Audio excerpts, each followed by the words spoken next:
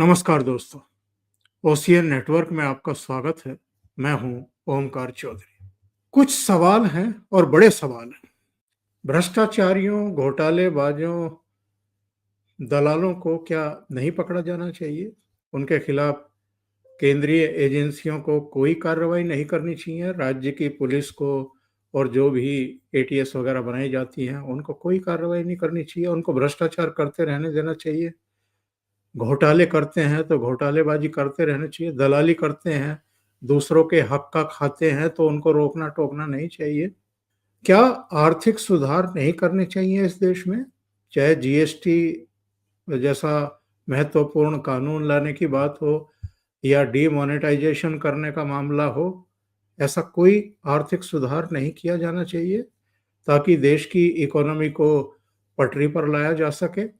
और संभवतः उसी का परिणाम है कि 2014 में जो देश वैश्विक स्तर पर 10वें 11वें नंबर पर था, आज वो फोर्थ लार्जेस्ट इकोनॉमी तो बन चुका है और अभी 2 साल के भीतर थर्ड लार्जेस्ट इकोनॉमी भी बन जाएगा। दूसरे, ये जो पहलगाम में हुआ है जेनोसाइड, इससे पहले हमने देखा था कि पुलवामा में हुआ था, उड़ी में हुआ था। इतने बड़े आतंकी हमलों का कोई प्रतिकार नहीं होना चाहिए? जो दुष्ट देश है, जहां पर आतंकियों के सरगना बैठे हुए हैं, घुस करके उनकी मांद में उन पर प्रहार नहीं किया जाना चाहिए? और जो अवैध निर्माण किए जा रहे हैं, सरकारी जमीनों पर कब्जे हो रहे हैं, क्या उन पर बुलडोजर नहीं चलने चाहिए? या जो ये लव जिहाद और जो ये गजवाए हिंद का सपना देख करके तरह तरह के प्रपंच रच रहे हैं, इन पर शिकंजे नहीं कसे जाने चाहिए?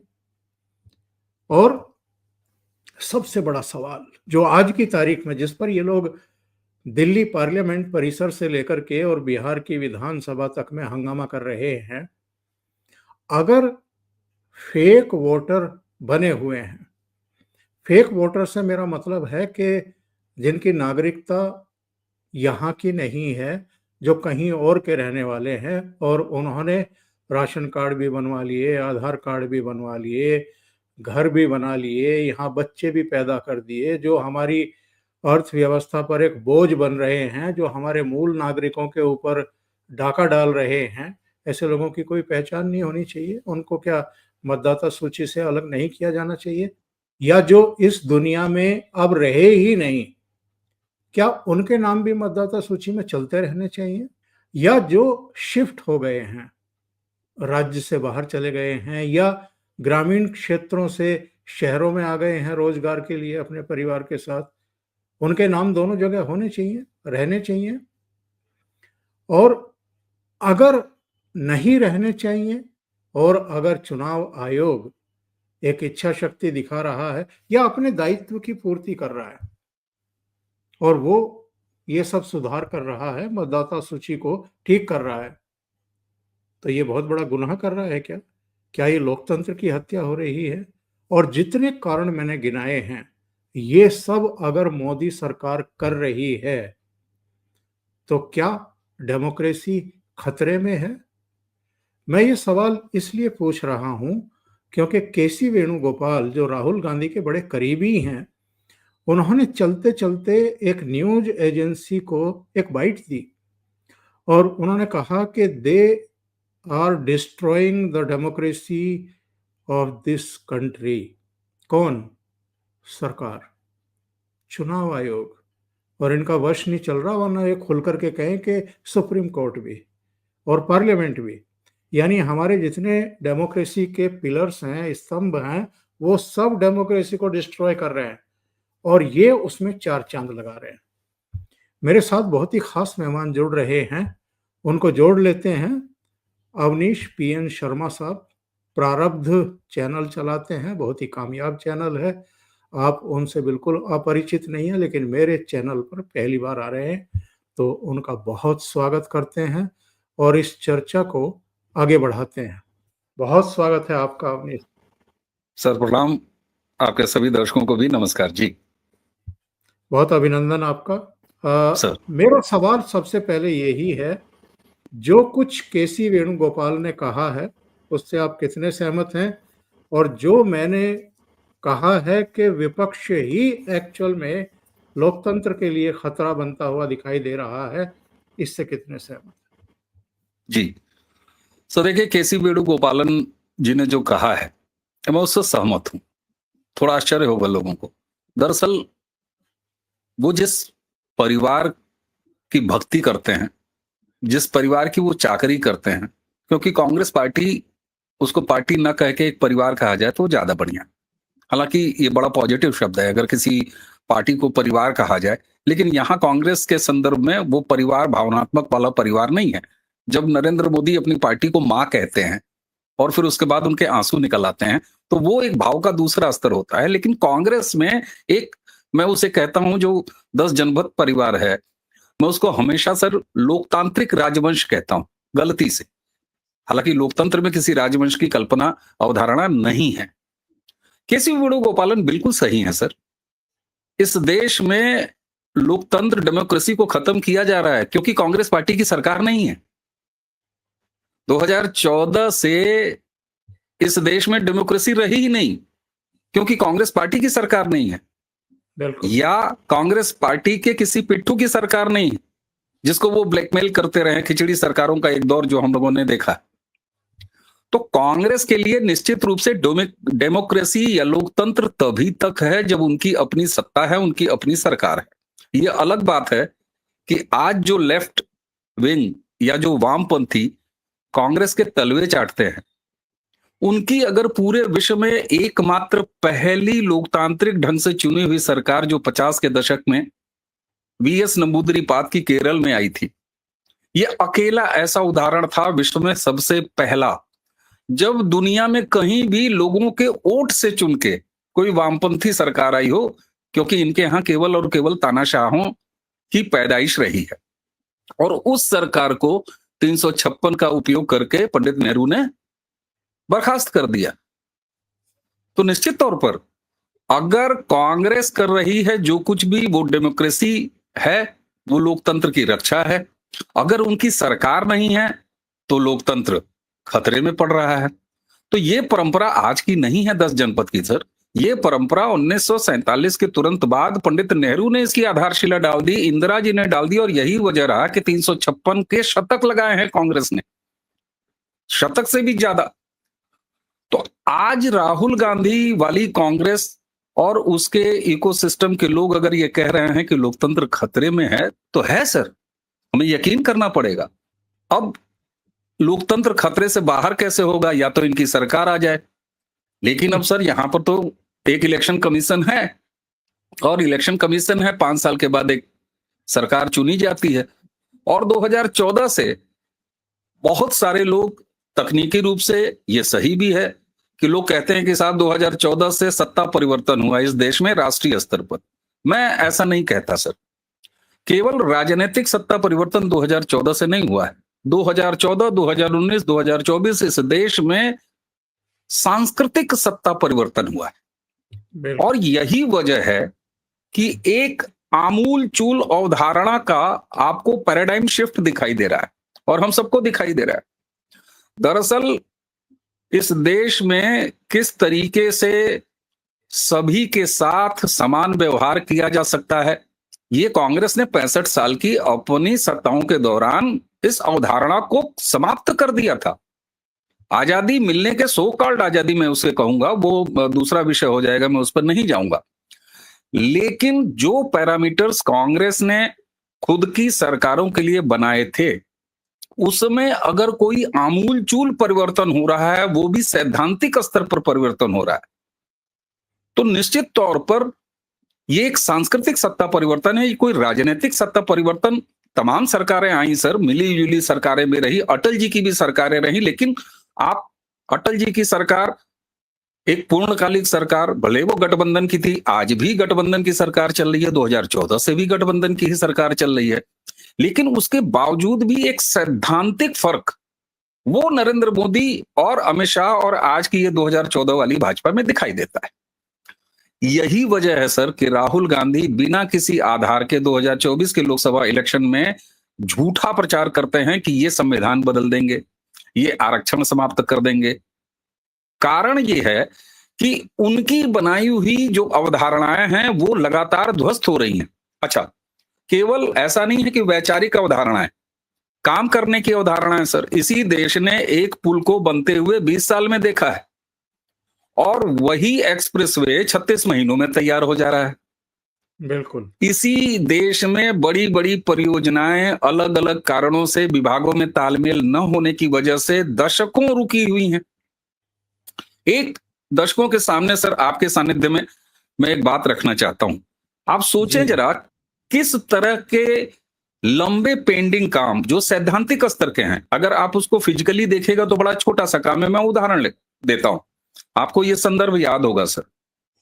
इंदिरा गांधी प्रधानमंत्री थी और लोहिया जी सदन में थे। लोहिया जी बेटी की तरह से संबंध रखते थे और इंदिरा को तुम कह के बुलाते थे, वो उनका अधिकार था। इंदिरा गांधी प्राइम मिनिस्टर थी और लोहिया जी ने सदन में, ये सदन के रिकॉर्ड में 2 बातें कही थी। उन्होंने कहा कि इंदिरा, मैं तुम्हारा अगले 5 साल कभी कोई विरोध नहीं करूंगा, तुम मेरे 2 छोटे छोटे काम करा दो। उन्होंने कहा कि मेरे गांव में मेरी माताएं बहनें चूल्हा फूंकते फूंकते उनके आंखों की रोशनी समाप्त हो जा रही है, बड़े कष्ट में है। इंदिरा, तुम कोई उन्नत धुआं रहित चूल्हे की व्यवस्था कर दो, मैं तुम्हारा विरोध 5 साल नहीं करूंगा। ये लोहिया कह रहे हैं इंदिरा गांधी के समय। दूसरा उन्होंने कहा, इंदिरा, मेरे गांव की सड़कें, पगडंडियां, चक्रोट मानव मल टट्टियों से पटी होती हैं। मेरी माताएं बहनें, उनको लज्जा आती है, वो सड़कों और रास्तों के किनारे खड़े होकर शौच निवृत्त करती हैं।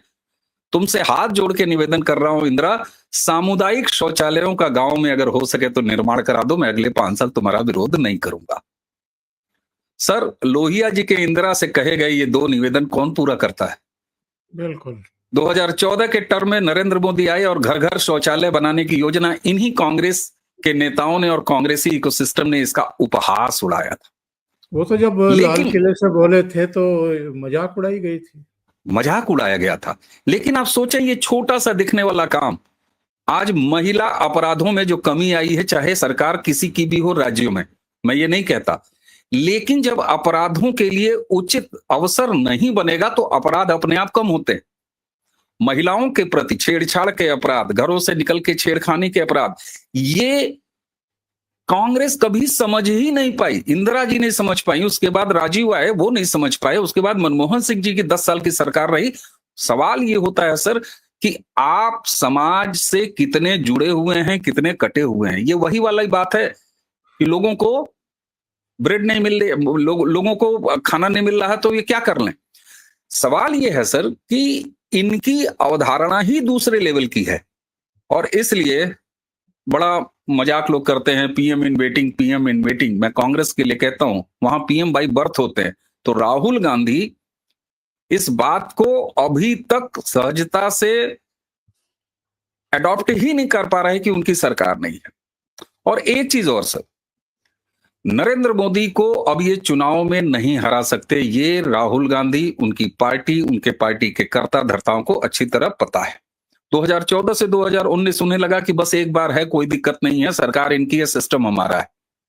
और ऐसा इन्होंने किया है चंद्रशेखर की सरकारों में, देवगौड़ा की सरकारों में, इन तमाम सरकारों में ऐसा किया है इन्होंने। इनको लगा कि ठीक है सर, 5 साल आ गया है, एक झटका, उसके बाद फिर हम वापसी हो जाएगी।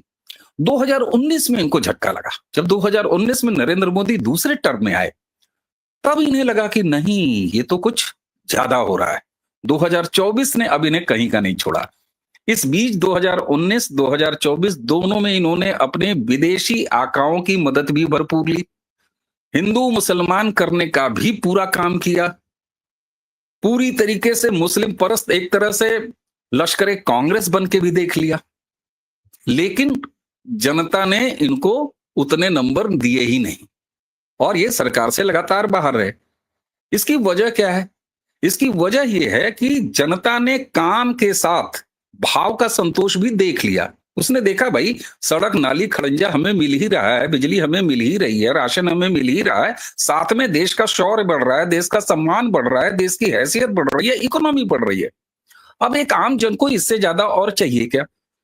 मैं एक चीज पे और आऊंगा, नरेंद्र बिल्कुल। मोदी या भारतीय जनता पार्टी के बनाम जो मुसलमानों को खड़ा किया जाता रहा है सर, ये बात तो सही है कि आज भी मुस्लिम वोट बैंक है और वो कतई नहीं चाहता कि भाजपा की सरकार आए और खासतौर से नरेंद्र मोदी की सरकार आए। ये निश्चित है सर।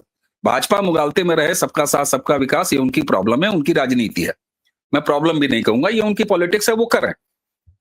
लेकिन ये बात भी उतनी ही सही है कि 2014, 2019, 2024 नरेंद्र मोदी ने कम से कम चुनाव में भारतीय राजनीति में मुस्लिम वोट बैंक नाम की चीज को न्यूट्रलाइज कर दिया है। मुसलमानों के लाख न चाहने के बाद भी तीसरी बार सरकार में आए। तो यहां पर अब कांग्रेस को ये लग रहा है या उनको ये भरोसा हो चुका है कि इस व्यक्ति को हम सीधे चुनाव में नहीं हरा सकते। अब आप जब सीधे चुनाव में नहीं हरा सकते तो फिर आपके पास एक तरीका है, या तो आप औपचारिकता में कहें, जो विपक्ष कहता है कि लोकतंत्र खतरे में है, मैं इसे कोई गलत लाइन नहीं मानता हूं। विपक्ष रहेगा वो कहेगा लोकतंत्र खतरे में है जहां भी लोकतांत्रिक व्यवस्था है, लेकिन चुनाव आयोग या आपने अभी कहा कोर्टों तक की उनको संदिग्ध बना देना, उनकी प्रामाणिकता पर सवाल खड़ा कर देना। मुझे हालिया अगर उदाहरण याद आता है तो मैं ऐसे राहुल गांधी ने बांग्लादेश में रिजिम चेंज के बाद जो बड़े आसानी से कह दिया कि भारत में भी बांग्लादेश का माहौल बन सकता है। उनके इकोसिस्टम के लोगों ने कहा कि प्रधानमंत्री के आवास के बाहर भी इसी तरह का मजमा लग सकता है। ये प्रेरणा कहां से आती है सर? जब चुनाव हारते रहो तो जो इलेक्शन मशीनरी है तुम उसको ही कटघरे में खड़ा कर दो और उसकी प्रामाणिकता पर ऐसा सवाल उठा दो कि एक ऐसा माहौल बने कि फ्री एंड फेयर इलेक्शन नहीं हो रहे हैं। सवाल ये होता है सर कि पहले चुनाव 50 के दशक के पहले चुनाव से मनमोहन सरकार तक क्या इस देश में चुनाव आयोग नहीं था? कोई दूसरा चुनाव आयोग आ गया। आप इलेक्शन हारते हैं तो आप इलेक्शन पर ही प्रश्न चिन्ह खड़ा कर देंगे। तो ये एक नई स्ट्रेटेजी है राहुल गांधी और कांग्रेस की, और राहुल गांधी ये पैकेज फॉरेन टूर से लेके आते हैं।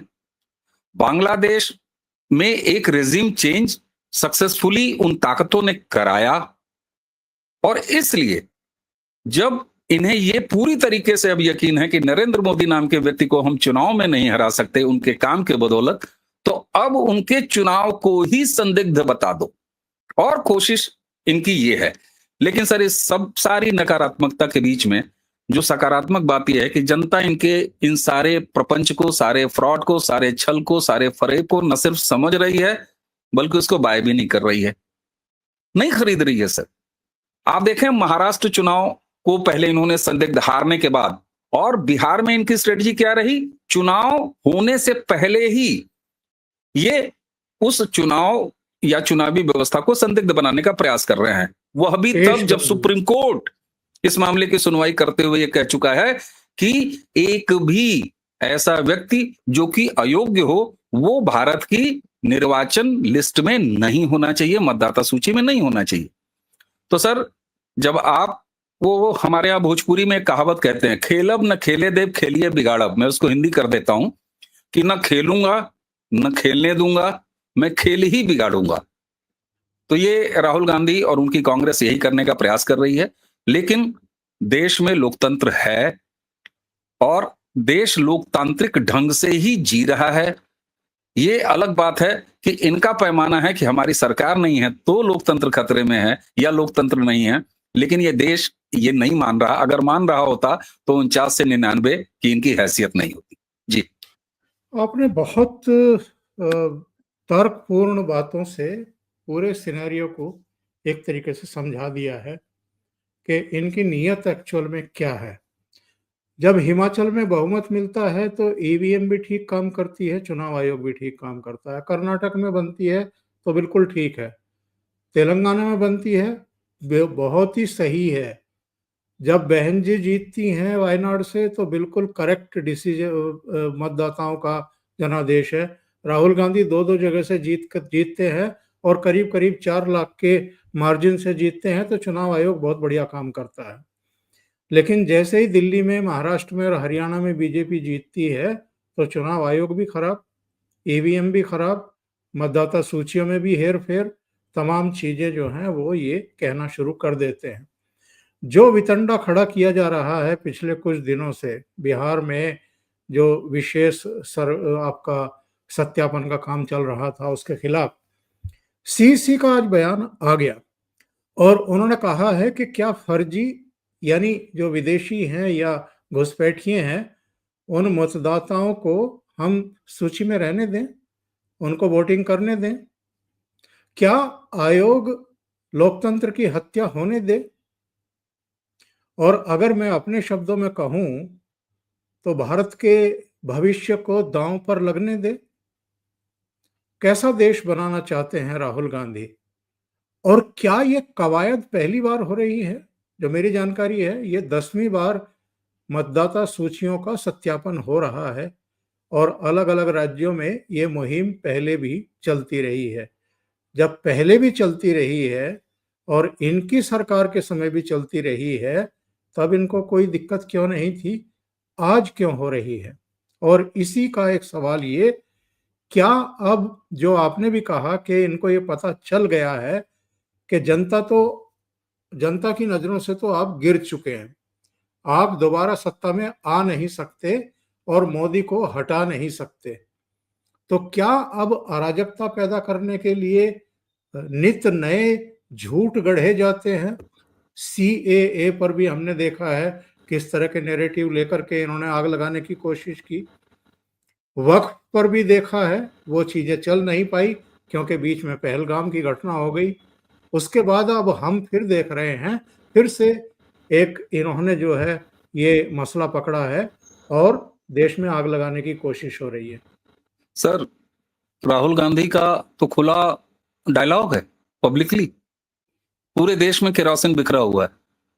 ये कह के राहुल गांधी क्या कहना चाह रहे थे? इस देश में, पूरे देश में केरोसिन फैला हुआ है, एक माचिस की तीली की आवश्यकता है और वो माचिस की तीली राहुल गांधी अपने हाथ में लेके बार बार आग लगाने का प्रयास कर रहे हैं। इसमें तो कोई शक ही नहीं है सर। और सबसे दुर्भाग्यपूर्ण स्थिति यह है कि राहुल गांधी और उनकी कांग्रेस जब ये कर रही है या करने का लगातार असफल प्रयास कर रही है, इस सबके बीच में सकारात्मक यही तो है सर। और इससे इनकी अंदर लगी हुई आग दिन दूनी रात चौगुनी बढ़ती चली जा रही है। राहुल गांधी और कांग्रेस सत्ता से हटने के बाद 19 में, जैसा मैंने कहा कि 19 में जब नरेंद्र मोदी दोबारा आए, तब इन्हें एहसास हो गया कि ये हमारे साथ अब कुछ ज्यादा गलत हो रहा है। इनको ये एहसास हो गया था। लेकिन सवाल ये होता है कि जब ये अलग अलग राज्यों में चुनाव जीत जाते हैं तो इनके लिए सब कुछ बढ़िया होता है। अभी अगर इनको सरकार वापसी के जरा से भी संकेत मिले, आप देखिए सब कुछ इनके लिए अच्छा हो जाएगा। एक चीज और, इस देश में कांग्रेस का इतिहास जरा आप देख लीजिए। इन्होंने जब ये सत्ता में लगातार रहे हैं तब भी ये अराजकता की स्थितियां पैदा करते रहे हैं, अलग अलग समय पे अलग अलग तरह की। चाहे वो कहीं कम्युनल वायलेंस हो, कहीं होने दिया है, कहीं करवाने के भरपूर अवसर पैदा किए हैं। राज्यों के बीच भाषा की लड़ाई, पानी की लड़ाई।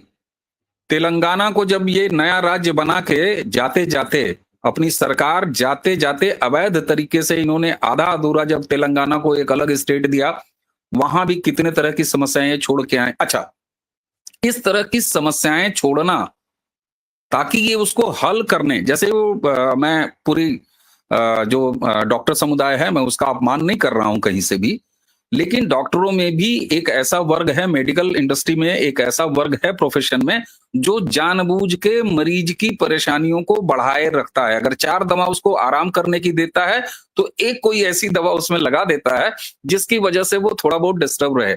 अदरवाइज वो दुरुस्त हो जाएगा, चंगा हो जाएगा, तो फिर उसके पास आएगा कैसे, ओपीडी चलेगी कैसे? कांग्रेस के ये डीएनए में है सर। पंडित नेहरू की ऐतिहासिक तमाम वो उलझने, बांग्लादेश से 71 में अपनी मजबूत स्थिति होने के बाद भी ये काम नरेंद्र मोदी के लिए छोड़ दिया जाता है कि गांव का बंटवारा करके सीमाओं का सही रेखांकन करिए। चीन के साथ सीमा विवाद, पाकिस्तान के साथ सीमा विवाद, कच्छ के रण में इतनी ज्यादा 1965 में हम जंग जीते, उसके बावजूद भी लाखों लाखों हेक्टेयर भूमि वो पाकिस्तान के कब्जे में चले जाना, और तो और शत्रु प्रॉपर्टीज जैसी चीजें जो शत्रु प्रॉपर्टी एक्ट में आती हैं, उनको उसी तरीके से उलझा के रखना, ऐसे सिलसिले बंद नहीं होंगे सर। और लाखों लाख पाकिस्तानी ऑपरेशन सिंदूर के समय यह पता चला कि कोई 20 साल से, कोई 22 साल से, कोई आधा दर्जन बच्चे, कोई 1 दर्जन बच्चे, किसी की ससुराल यहां, किसी का मायका यहां। नेहरू लियाकत पैक्ट आपने किस लिए किया था? नेहरू लियाकत पैक्ट होने के बाद तो ये सारी स्थितियां समाप्त हो जानी थी। 370 के पहले सर, मैंने एक आर्टिकल बहुत पहले लिखा था, बड़ा रिसर्च बेस्ड आर्टिकल का था, ये फिगर्स 2012-13 के हैं, जब सर केवल जम्मू क्षेत्र में पूरे विश्व में रिकॉर्ड है जहां पर अपने ही देश में सबसे ज्यादा शरणार्थी रहते थे, जो कि 47 कबायली हमले से लेके और 1971 और कारगिल तक में जो लोग आए, करीब 14 लाख शरणार्थी वो अकेले जम्मू रीजन में, जिनमें से 3.5 से 5 लाख उस समय की संख्या, 3.5 से 5 लाख ऐसे दलित जिनकी ये आहें भरते हैं कम्युनिस्ट और ये कांग्रेसी पूरा इकोसिस्टम, वो वहां पर मौजूद थे और उनके पास न घर था, न वोटिंग राइट था, न कुछ था। सर ऐसे अनसुझे अराजकता के तमाम अवसर कांग्रेस ने लगातार पैदा किए रखे हैं और उसको जिंदा रखा है। कांग्रेस की लंबे समय में सत्ता में बने रहने की एक प्रमुख तकनीक ही है कि इस देश में अराजकता, समस्या, सीमा विवाद, आंतरिक विवाद, भाषा विवाद, पानी विवाद, सीमाओं के बीच में, राज्यों की सीमाओं के बीच में विवाद। आप असम, नागालैंड और नॉर्थ ईस्ट में देखें सर, असम और नागालैंड के बीच में कितनी खूनी लड़ाइयां हुई हैं सर, त्रिपुरा और नेबर स्टेट के बीच में लड़ाइयां हुई हैं। आखिर 65 साल तक राज करने के बाद इतने सारे लैकुना समाज के भीतर, देश के अंदर और देश की सीमाओं पर ये क्यों पैदा करके रखा, इसको पाला पोसा क्यों? क्योंकि ऐसे अवसरों पर कांग्रेस के सत्ता की जो कढ़ाई थी, जो देग थी, वो देग पकती थी लगातार। इसलिए राहुल गांधी अराजकता की कुछ बात कर रहे हैं तो ये कोई नई बात नहीं है। राहुल गांधी निश्चित तौर पर कांग्रेस की क्लासिकल थ्योरी ऑफ जो मैनेजमेंट है उसी को वो अडॉप्ट कर रहे हैं। बस तड़का इतना लगा है कि जो वामपंथी, जो लेफ्ट पहले नेहरू जी के सत्ताई छायावाद से लेके मनमोहन सिंह के खड़ाऊ शासन तक लिविंग रिलेशनशिप में रहते थे। जब मैं लिविंग रिलेशनशिप कहता हूं कांग्रेस और वाम का, तो 4.5 साल सत्ता में एक दूसरे के साथ सहचर्य रखना और इलेक्शन के 6 महीने पहले 3 तलाक बोल के और जाना और प्रहसन करना कि हम अलग अलग चुनाव लड़ रहे हैं, और उसके बाद फिर 4.5 साल सत्ता का उपभोग करना। यही लिविंग रिलेशनशिप रहा है सत्ता का, वाम का और कांग्रेस का। तो इन्होंने ये लगातार अवसर पैदा किए हुए हैं, अपने इकोसिस्टम के जरिए पैदा किया हुआ है। राहुल गांधी के साथ बस इतना ही है कि अब चूंकि कांग्रेस के भाड़े पर कम्युनिस्ट नहीं है, बल्कि अब कांग्रेस के घर में कम्युनिस्ट पहुंच चुके हैं, तो ये जो कम्युनिस्ट एजेंडा है ये अब ज्यादा दिखाई देता है। राहुल गांधी की गंभीरता को मैं प्रणाम करूंगा सर, कि वो ये सब बातें खुले तौर पर बोल देते हैं, उनके मुंह से निकल जाता है और इसलिए नकारात्मकता दिखती है। मैं इसे उनकी असंवेदनशीलता या उनका जो है वो कम समझदार होना नहीं कहूंगा। एक बात से मैं पूरे देश के खिलाफ हूं सर, और मेरी सबसे असहमति रहती है, हाथ जोड़ के निवेदन भी रहता है कि राहुल गांधी को पप्पू न कहा जाए। राहुल गांधी पप्पू नहीं है। राहुल गांधी एक श्रूड, फुल ऑफ नेगेटिविटी और सत्ता के जन्म सिद्ध अधिकार खुद का समझने वाले व्यक्ति हैं। वो एक राजवंश परिवार के हैं। आप कल उनकी बाइट देखिए सर, वो किस मद में कह रहे हैं कि मैं लीडर ऑफ अपोजिशन हूं, ऐसे कह रहे हो जैसे वो प्राइम मिनिस्टर हो। तो उनका कोई ये नया शगल नहीं है, ये कांग्रेस की क्लासिकल थ्योरी है। देश में अराजकता, देश में समस्याएं। सर आप ये बताएं सर, इस देश में एलपीजी सिलेंडर 12 मिलेंगे कि 6 मिलेंगे, ये घोषणा पत्र में लिख के कांग्रेस 2014 का लोकसभा चुनाव लड़ती है, जबकि यही देश अटल जी की सरकार में देख चुका है कि सिलेंडर बुक कराओ, लाइनें समाप्त हैं और सिलेंडर पहुंच जाता था। लेकिन 10 साल जैसे ही यूपीए की सरकार आती है, वैसे ही 6 सिलेंडर या 12 सिलेंडर या 9 सिलेंडर। और ऐसा क्या हुआ कि 14 के बाद नरेंद्र मोदी आए, यहां स्थिति ये देखनी पड़ती है तमाम घरों को कि भैया पैसे हैं कि नहीं है सिलेंडर बुक कराने से पहले, अभी बुक कराया शाम तक आ जाएगा घरों में, ये अब ये होता है। तो कांग्रेस ने हमेशा सर, चाहे इंस्पेक्टर राज हो, चाहे कोटा सिस्टम हो, चीनी का कोटा आप देख लीजिए, सीमेंट का कोटा आप देख लीजिए, स्कूटर जिस देश में मतलब दशकों तक 500 रुपए में बुक कराने के बाद आपको स्कूटर मिल सकता है, कार में आपको बुक कराना है तब कार मिलेगा, टेलीफोन में आपको लंबी लाइनें लगानी है तब आपको टेलीफोन मिलेगा। दरअसल समस्या उत्पन्न रखना ये कांग्रेस की सफल नीति रही इस देश में लगातार सत्ता करने के। लेकिन 2014 में ये अवधारणाएं टूटी हैं, और जब अवधारणाएं टूटती हैं सर, और इतने लार्ज लेवल पर टूटती हैं और इतनी परमानेंट और विशाल लेवल पर टूटती हैं, तो बात 5 साल की एक सरकार की नहीं है कि चलो इस बार हम सरकार में नहीं आए। इन्हें ये पता है कि अब शायद दशकों ऐसी कोई उम्मीद नहीं है, और वो भी तब जब आपके पास अमित शाह जैसा एक व्यक्ति हो जो हाउस भरे सदन में बैठ के कहते हो, और वो भी कब 2014 वाले टर्म में ही, कि हम तो 50 साल अभी सत्ता में रहेंगे। तो राहुल गांधी कांग्रेसी इकोसिस्टम को अब ये पूरा भरोसा हो गया है कि ये अब लंबा इलाज इस देश का हो जाए, इससे पहले कि देश एक दूसरे ट्रैक पे निकल जाए और हमारा नाम भूल जाए, तो बेहतर यह है कि उसे कांग्रेसी सिस्टम की तरह अराजकताएं दिखाओ। और उसके लिए, और इनको हाईलाइट करने के लिए, और इनके एजेंडा को आगे चलाने के लिए इकोसिस्टम है ही, लुटियन मीडिया है ही, तो वो तो इनको सतत मिला हुआ है। मैं अगले सवाल पर आता हूं साहब। इन्होंने बार बार कहा और 13 भाषाओं में 16 अखबारों में लेख लिखा मैच फिक्सिंग का, महाराष्ट्र में मैच फिक्सिंग, चुनाव को चोरी कर लिया। लेकिन जब आयोग ने इनको नोटिस भेजा, इनको लव लेटर भेजा कि आप तशरीफ लाइए और आपके पास ऐसे कौन से आंकड़े हैं या कौन से तथ्य हैं, जरा हमको बताइए, टेबल पर बैठ करके बताइए, आंखों में आंखें डाल करके बात करिए, केवल मीडिया में बात मत करिए। और मैं एक कार्यक्रम में था पुणे में, देवेंद्र फडणवीस उसमें गेस्ट थे। देवेंद्र फडणवीस ने कहा कि ऐसे कौन से चुनाव रहे हैं अब तक, छोड़ दीजिए 2024, इससे पहले भी 2019, 2014, 2009, जब लोकसभा और विधानसभा चुनाव के बीच में मतदाता सूचियों में फेरबदल नहीं हुआ है, यानी नए मतदाता नहीं जुड़े हैं। हर चुनाव के बाद, हर लोकसभा चुनाव के बाद विधानसभा चुनाव से पहले ये होता है, ये काफी पहले से होता आया है। लेकिन इन्होंने जानबूझ करके एक अराजकता फैलाने के लिए और लोगों को भ्रमित करने के लिए ये सब किया। ये वही लोग हैं जिन्होंने कहा था कि ईवीएम को हैक किया जा सकता है। तब भी चुनाव आयोग ने कहा था कि जो आपके बेस्ट इंजीनियर हैं उनको भेज दीजिए, हम ये दिन तय कर रहे हैं, इन दिनों में आकर के ईवीएम को हैक करके दिखाएं। कोई नहीं गया। तो ये जो पूरी जो चुनाव की हमारी प्रक्रिया है, प्रणाली है, जिसकी दुनिया भर में प्रशंसा होती रही है, उसकी स्वतंत्रता को लेकर के, उसकी तटस्थता को लेकर के, उसकी कार्य प्रणाली को लेकर के, उसको डिस्ट्रॉय करने में लगे हुए हैं। सर, कांग्रेस से एक प्रश्न पूछा जाना चाहिए। ईवीएम नरेंद्र मोदी की सरकार तो लेके आई नहीं 2014 में, सरकार कांग्रेस की थी जब ईवीएम इंट्रोड्यूस हुआ।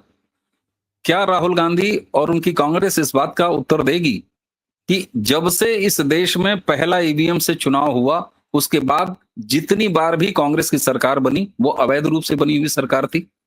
अगर ईवीएम हैक किया जा सकता था तो ये क्या ईवीएम की प्रजाति बदल गई 2014 में नरेंद्र मोदी के सत्ता में आते ही? तो सवाल यह है सर कि ये इन प्रश्नों का उत्तर नहीं देंगे, और यही ये बताता है कि सुप्रीम कोर्ट भी इनको इस बात के लिए लताड़ चुका है। और एक सकारात्मक स्थिति और है सर, संभवतः इस देश में लोग पहली बार देख रहे होंगे जब इलेक्शन कमीशन इतना मुखर है। और इलेक्शन कमीशन जब मुखर है तो कभी सरकारों के ऊपर सवाल उठाया गया, इलेक्शन कमीशन कभी रिएक्ट नहीं करता था। कभी किसी पॉलिटिकल पार्टी या किसी सरकार पर, किसी नेता पर जब आरोप लगाया गया, तब भी कभी इलेक्शन कमीशन ने इतना खुल के नहीं बोला है। लेकिन राहुल गांधी इलेक्शन कमीशन एक संस्था की क्रेडिबिलिटी को नष्ट करने पर तुले हुए हैं, और यही वजह है कि इलेक्शन कमीशन अब प्रेस कॉन्फ्रेंसेस तक कर रहा है। वो बुला रहा है। कारण क्या? आप हमला उस संस्था पर कर रहे हैं। बहुत सारे लोग ये कह रहे हैं कि इलेक्शन कमीशन बीजेपी की तरफ क्यों खड़ा हो जा रहा है। नहीं साहब, आप इस अंतर को समझिए। जब राहुल गांधी चुनाव आयोग पर इस तरह के आरोप लगाते हैं तो वो संस्था पे आरोप लगाते हैं, वो नरेंद्र मोदी पर आरोप नहीं लगा रहे। इसलिए चुनाव आयोग सामने खुल के आ रहा है। और अब स्थिति ऐसी हो गई है कि मुझे तो ऐसा लगता है कि यह देश यह भी इतिहास में देखेगा कि कहीं इलेक्शन कमीशन कोर्ट में न चला जाए रिलीफ मांगने के लिए कि ये एक संस्था के तौर पर हमें लगातार डिस्क्रेडिट करने का प्रयास कर रहे हैं। और ये बड़ा सुखद है, संतोषजनक है देखना कि एक संस्था जिसकी क्रेडिबिलिटी पर सवाल उठाया जा रहा है लीडर ऑफ अपोजिशन द्वारा, एक पूरी मंडली द्वारा, वो संस्था अब अपने आप को सामने ला रही है और अपने अधिकारों के लिए और अपनी क्रेडिबिलिटी को बचाने का प्रयास कर रही है। क्यों? क्योंकि इस देश में फ्री एंड फेयर चुनाव कराना ये इलेक्शन कमीशन का नैतिक ही नहीं, विधिक और संवैधानिक जिम्मेदारी है। इसलिए आज सवाल ये नहीं है कि राहुल गांधी भाजपा पर अटैक कर रहे हैं। वो करें, वो उनका पॉलिटिकल अधिकार है सर।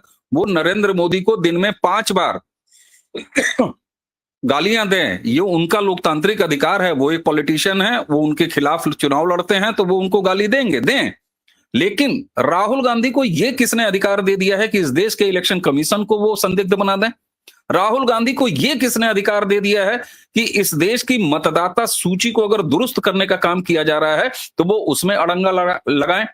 और राहुल गांधी को तो अभी इस बात का भी जवाब देना पड़ेगा कि बिहार में अगर 50 लाख से ज्यादा गलत लोग मतदाता सूची में शामिल थे तो 65 साल 1947 के बाद से 2014 के बाद से ये सारे लोग नहीं आ गए। अगर इतने सारे पाकिस्तानी भारत में घुसे हुए थे जिनका पता ऑपरेशन सिंदूर के दौरान लगता है, तो ये जवाब कांग्रेस को भी देना पड़ेगा और देना ही चाहिए उन्हीं को। तो कुल मिला के ये स्थितियां ऐसी हैं सर कि नरेंद्र मोदी से विरोध करते करते अब वो भारत से विरोध कर रहे हैं, नरेंद्र मोदी से विरोध करते करते अब वो देश की संसद से विरोध कर रहे हैं, नरेंद्र मोदी से विरोध करते करते नफरत करते करते वो इस देश की संवैधानिक संस्थाओं के साथ भी इसी तरह का व्यवहार कर रहे हैं। और माफी मांगना, बॉन्ड भरना, ये इनकी पुरानी आदत है और एक लंबी फेहरिस्त है। तो इसलिए अब इन्हें कोई खास फर्क भी नहीं पड़ता। अरे इन्हें तो शर्म इस बात पर भी नहीं आती कि आपकी सदस्यता एक बार इसी उद्दंडता अराजकता की वजह से जा चुकी है। लेकिन अब क्या कहेंगे सर, दरअसल राहुल को उनके मैनेजमेंट जो मैनेजर्स हैं उनको अब ये लगता है कि नरेंद्र मोदी से जो नफरत करने वाला एक वोट बैंक है उसको साधो, बाकियों की चिंता छोड़ दो। क्यों? क्योंकि ये जानते हैं कि बाकी हमारी चिंता नहीं कर रहे 2014 से अब तक। 2 चीजें और एक ही सवाल उन पर। तेजस्वी यादव ने कल कहा कि हम चुनाव का बहिष्कार करने के बारे में भी सोच सकते हैं। Very good. ममता बनर्जी कह रही हैं कि मैं एसआईआर पश्चिम बंगाल में होने ही नहीं दूंगी। तेजस्वी यादव जैसे लोग कार्यप्रणाली की कितनी समझ रखते हैं, इस बात पर एक शोध होना चाहिए। तेजस्वी जब कहते हैं कि हम वक्फ अपने यहां लागू नहीं होने देंगे, भैया बिहार में अगर गलती से आपकी सरकार बन गई तो आप मुख्यमंत्री बनेंगे, बिहार देश के प्रधानमंत्री नहीं बनेंगे। ये स्टेट सब्जेक्ट नहीं है। तो ऐसी तो समझ है। राहुल के ही साथी हैं तेजस्वी। ममता बनर्जी का गजब है सर। ममता बनर्जी को एक प्रबुद्ध महिला कहा जाता है, समझा जाता है, लेकिन क्या ममता बनर्जी को नहीं पता है कि ये स्टेट मैटर नहीं है जो ये कह रही? इलेक्शन कमीशन, क्या राज्य चुनाव आयोग ये काम कर रहा है जिसके ऊपर उनका अख्तियार है वो रोक लेंगी? नहीं। अगर आवश्यकता हुई तो 356 लगाने की एकमात्र कारण यही बन जाएगा और उस समय सुप्रीम कोर्ट भी इसको रोक नहीं सकेगा और सुप्रीम कोर्ट से भी इस तरह की आदेश मिल जाएगा कि हां साहब बिल्कुल 356 लगाइए आप। सवाल यह है सर कि एक डर जो इन्हें यह पता है कि अगर मतदाता सूचियां सही हो गई तो हमारी स्थिति और खराब हो जानी है, क्योंकि इन्हें ये अच्छी तरह पता है सर, ये राज करने वाले लोग हैं। 65 साल इन्होंने राज किया है। इन्हें ये अच्छी तरह पता है कि कहां कहां हमने क्या क्या कांड कर रखे हैं, और यही वजह है कि 50 लाख एक झटके में बिहार में निकल के आते हैं। कल्पना करिए सर, वेस्ट बंगाल में कितने निकल के आएंगे। और मैं तो विपक्ष के कुछ लोगों की सराहना करूंगा, मुझे नाम नहीं ध्यान आ रहा है, किसी नेता ने कहा कि आप इसी बहाने एनआरसी का काम कर रहे हैं। बिल्कुल कर रहे हैं साहब, बिल्कुल कर रहे हैं। और एक भारतवासी होने के नाते हमें इस बात पर शर्मिंदा होना चाहिए कि आज भी हमारे पास कोई नेशनल नागरिक पहचान पत्र नहीं है। छोटे से छोटे देश में सर, नेपाल आप चले जाइए, नेपाल के पास सिटीजन आइडेंटिटी कार्ड है। पाकिस्तान जैसे मुल्क के पास, जो रोटियों के लिए भीख मांगता है, उसके पास नेशनल आइडेंटिटी कार्ड है, सिटीजन आइडेंटिटी कार्ड है। और भारत के पास नहीं है, सराय बना के रखा हुआ था। आज जब अलग अलग तरीकों से इस तरफ बढ़ा जा रहा है, और मैं मानता हूं कि इलेक्शन कमीशन जो अब बड़ी निर्भीकता से ये काम कर रहा है, ये जब राज्यों के सारे डेटाज इकट्ठे होंगे, ये आज भले मतदाता सूची को दुरुस्त करने का काम हो रहा हो, लेकिन कल यही एनआरसी के लिए एक महत्वपूर्ण डेटा साबित होगा, एक महत्वपूर्ण आधार साबित होगा। और यही वजह है कि ये जो सैद्धांतिक बदलाव हो रहे हैं भारत में, इससे कांग्रेस और कांग्रेसी इकोसिस्टम ये जान रहा है कि अब हमारी ये लंबी सर्जरी हो जाएगी, और जिस अंग को हम सोच रहे थे कि ये दुरुस्त हो जाएगा और ये फोड़ा पलता रहेगा, हम इसके डॉक्टर बन जाएंगे, दरअसल ये फोड़ा ही समाप्त हो जाएगा, फिर काहे के डॉक्टर। तो ये इनके अस्तित्व पर एक लंबा खतरा है, एक बड़ा खतरा है। इसलिए ये बिल्कुल आपको शहीदी मोड में दिखेंगे, कुछ भी कर जाने के मोड में देखेंगे, कैसी भी लफाजी, कैसा भी झूठ, कैसा भी फ्रॉड। लेकिन इस सारी नकारात्मकता के बीच में मैं फिर दोहराऊंगा, सकारात्मक बात यह है सर कि ये देश अब इनको भाव नहीं दे रहा है। बिल्कुल। और आखिर में ये ज़रूर जानना चाहूँगा, डोनाल्ड ट्रंप जब नए-नए बने थे, तो उन्होंने अलग-अलग देशों को भेजी जाने वाली यूएस एड को रोकने का काम किया था, और एक बयान उनका आया था कि भारत को भी वोटर टर्नआउट के लिए यूएस एड दी जा रही थी। इसका क्या मतलब है? क्या इसकी जाँच नहीं होनी चाहिए हमारे यहाँ चुनाव आयोग के द्वारा, या जो भी एजेंसियाँ हैं उनके द्वारा, कि उसके असल लाभार्थी कौन थे? बिल्कुल सर, ये होनी चाहिए, निश्चित तौर पर होनी चाहिए। और मुझे लगता है कि इलेक्शन कमीशन का इसमें क्या रोल बनेगा मुझे तो नहीं समझ में आता, लेकिन हो सकता है कि इसमें थोड़ा सा डिटेल देखना पड़ेगा, और इसमें अपडेट भी देखना पड़ेगा। मैं अपडेट नहीं हूं कि दरअसल वो ट्रंप के बयान के बाद वो केवल जबानी जमा खर्च ही रह गया था, या सरकारी लेवल पर कुछ इनिशिएटिव भी उसके हुए हैं। लेकिन निश्चित तौर पर ये होना चाहिए। और मीडिया मीडिया के तो आ चुके हैं सर, उनके तो प्रमाण आ चुके हैं, यूट्यूबर्स के प्रमाण आ चुके हैं, मीडिया के प्रमाण आ चुके हैं। लेकिन मुझे लगता है कि नरेंद्र मोदी और शाह साहब जो है ना, बड़ा ठंडा करके खाते हैं सर। तो ऐसा नहीं है कि वो कोई खाना छोड़ते नहीं है, बस ये है कि थोड़ा ठंडा करके और आराम से खाते हैं। तो समय जब आएगा तो वो काम भी होंगे, निश्चित तौर पर होंगे। और एक चीज सर अंत में मैं कहूंगा, जी। जिस तरीके से इस संसद के जो मानसून सत्र है, इसकी शुरुआत हुई है, मैं उपराष्ट्रपति जी के इस्तीफे पर नहीं जाऊंगा, लेकिन जैसा तेवर सरकार ने दिखाया है, खास तौर से जुडिशरी को लेके महाभियोग के जरिए, और यहीं पर एक नाइत्तेफाकी भी पैदा हुई है उपराष्ट्रपति जी और उनके बीच में। वो हमारा विषय नहीं है आज के बातचीत का, लेकिन सरकार ने जो कमिटमेंट दिखाया है, और वो उस सरकार ने जो अपने पहले टर्म में ही न्यायिक सुधार के लिए इनिशिएटिव कर चुकी थी, उसमें असफल रही थी। तो मुझे ये लगता है सर कि अब हम बहुत शीघ्र, या समय आने पर, इस देश में बड़े लेवल पर न्यायिक सुधार में उठता हुआ कदम देखेंगे, चाहे वो संसद से हो, चाहे वो सरकार करे। लेकिन मैं ऐसी संभावना देख रहा हूं, क्योंकि महाभियोग लाना ये अपने आप में संकेत है, और राज्यसभा में उसको उपराष्ट्रपति जी ने एडमिट कर लिया था। उसके बजाय ये संकेत देना कि नहीं, इसको सरकार लाएगी और लोकसभा से आएगी, इस पर जो एक हार्श स्टैंड लिया है सरकार ने, तो ये उम्मीद की जानी चाहिए। और चलते चलते एक बात तो निश्चित है सर, चाहे वो चुनाव प्रक्रिया हो, चाहे वो देश की विकास के काम हो, चाहे विकास की योजनाओं में आपसी संयोजन का मामला हो, सीमाओं के विवाद हो, पाकिस्तान का इलाज हो, चीन को कूटनीतिक तरीके से समझाना हो, या जब मुठभेड़ हो तो मुठभेड़ में भी समझाना हो, मालदीव को उसकी औकात दिखा के फिर प्रधानमंत्री जी आज रात में 10:30 बजे निकल के मालदीव पहुंच जाएंगे। बांग्लादेश की स्थिति जिस तरीके से है, अपने हाल पर छोड़ दिया, लेकिन फिर उसको भी दुरुस्त होना पड़ा। तो ये जो आमूल-चूल परिवर्तन हो रहे हैं, इसने कांग्रेस और कांग्रेसी इकोसिस्टम को अंदर तक हिला दिया है, क्योंकि अब वो जानते हैं कि ये तीसरा धक्का जो नरेंद्र मोदी का है, वो फिर आगे कम से कम कई दशकों का मामला बना देगा और फिर इनकी सत्ता में वापसी लगभग नामुमकिन। बहुत महत्वपूर्ण नोट के साथ इस कार्यक्रम को हम समाप्त कर रहे हैं। याद करिए, जब प्रधानमंत्री नरेंद्र मोदी ने शपथ ली थी तीसरी बार, मल्लिकार्जुन खड़गे का बयान, कुछ नेताओं का बयान, ये तो अल्पमत सरकार है, ये तो कभी भी रेत की दीवार की तरह भर भरा करके गिर जाएगी। और यही जिसको अल्पमत की सरकार बता रहे थे, उन नरेंद्र मोदी ने बताया है पिछले करीब 11 महीने में कि वो अल्पमत की सरकार से भी कहीं मजबूती के साथ और अपनी पिछली 2 सरकारों से भी कहीं मजबूती के साथ काम कर रहे हैं और फैसले कर रहे हैं, और इसीलिए इन सब की कपकपी हम देख रहे हैं। सब डरे हुए हैं।